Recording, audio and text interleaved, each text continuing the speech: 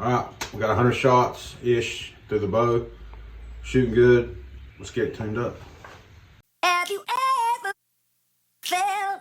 Are you listening? Damn.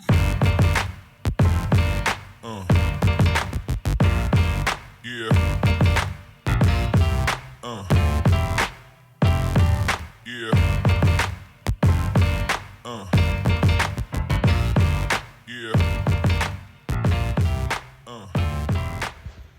First, I'm gonna check the poundage. It's an 80-pound bow.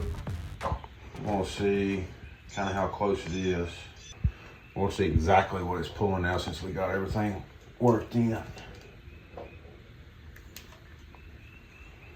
81.9. Not bad. Keep it at that. I ain't gonna mess with it. It doesn't bother me if it's 2 or 3 pounds over. Now, since we've shot it a bunch, I'm gonna check the timing.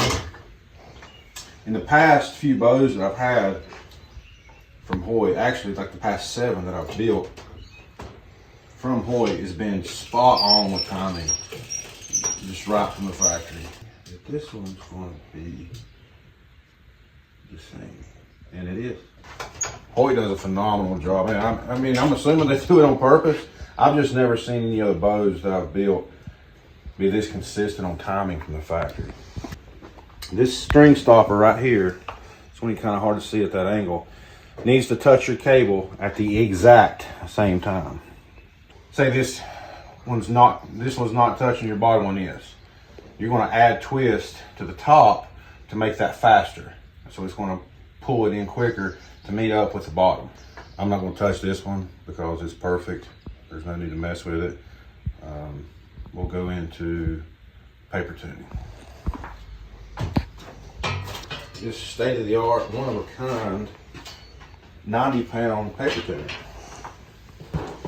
Who wants one made out of PVC pipe? So this is an 80-pound bow. I got Black Eagle X impacts I'm tuning with right now. I'm going to change this arrow setup for tack, but for right now, tuning purposes, I'm getting ready to turkey hunt with it. So I'm going to use this arrow. So far it shoots money, but I'm going to make sure it's perfect through this bow.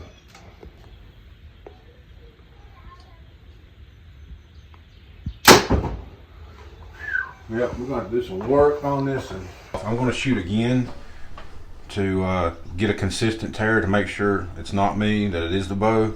I'm going to have to either mess with the rest, or probably this big of a tear, I'm probably going to have to shim the cams. Yep. So I'm still knock left, not quite as drastic, but we're going to have to put this in the press. I'm going to check the center shot, make sure I'm still at 13/16. I don't know why I wouldn't be. I'll check that first, and then I'm probably going to shim the cams over a little bit. If you've got a rest that, like a QAD that stays stationary, you don't have to do this, but you don't really have to do it with like a Hamsky. But since it's limb driven, I like to put it in the draw board and bring it to full draw, and then measure my center shot,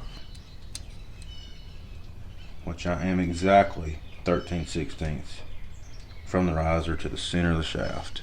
If I wasn't touching the shims and I was just messing with the rest, I always like to think of it like whichever way the point is from the fletching. So here's the fletching, tail end, here's the point. If the point's right, I'm going to move the rest right. And you know, we're talking like micro clicks, vice versa. If it's left, if the point is left of the fletching, I'm gonna move the rest left. Now up and down is opposite. So if the point's low and the tail's up, I'm going to go opposite. So I'm going to follow the tail on up and down.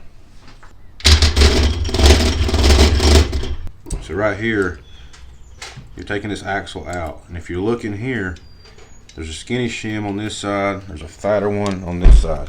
What I'm going to do first is I'm just going to flip-flop those and see what my tear does then. So the fat one was closest to me, skinny one was furthest away, so I'm just going to switch them. Best way I found to do it is go ahead and put your axle in and get the axle started into the shim.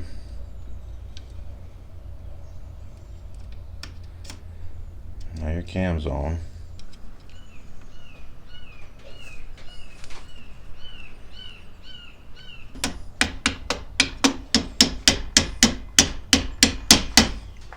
And that easy, you swap the shims on the top. So let's see what that'll do to that tire.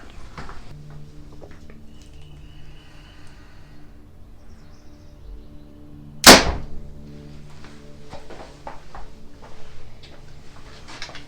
fixed it up a little bit.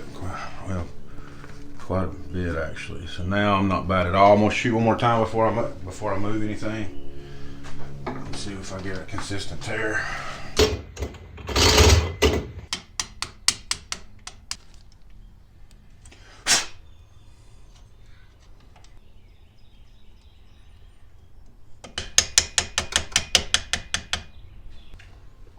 Alright.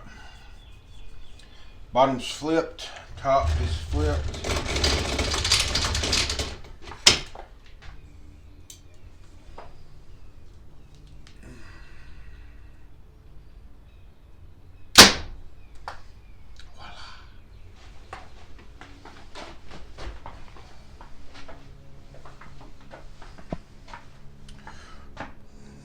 That's what you want.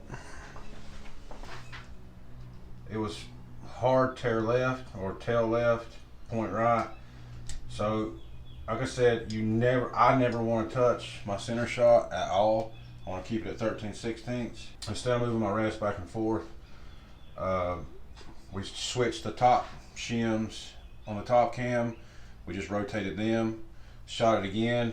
It fixed the tear a little bit, so then I went down and rotated the bottom shims on the bottom cams, and it brought us to a perfect bullet hole. And the bow's been shot roughly 100 to 120 times. The string settled in, everything's stretched, hopefully to where it's going to stay. And we just ordered new strings, so that'd be good. We gotta do all this all over again, but for now, for turkey season, it's shooting perfect. As far as the 20-yard zero, might have changed maybe a little bit on the sight tape. But we're gonna go out there and see. Yeah.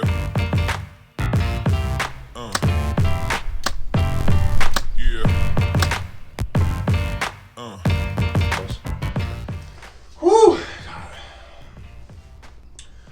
Hoyt VTM 31. Closing thoughts. I think it's gonna be an awesome bow. Got it tuned up. Might have changed a little bit on the sight tape. Turkey season's coming up in what, 3 days? Going to Kentucky. Going to slay some there. Try to. Man behind the camera. He's going to Nebraska in what, 2 weeks? Yeah. 2 weeks. So you know he's going to slay 3 last year.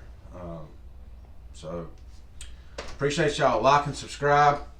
Make sure you like and subscribe. That's important. Thank y'all.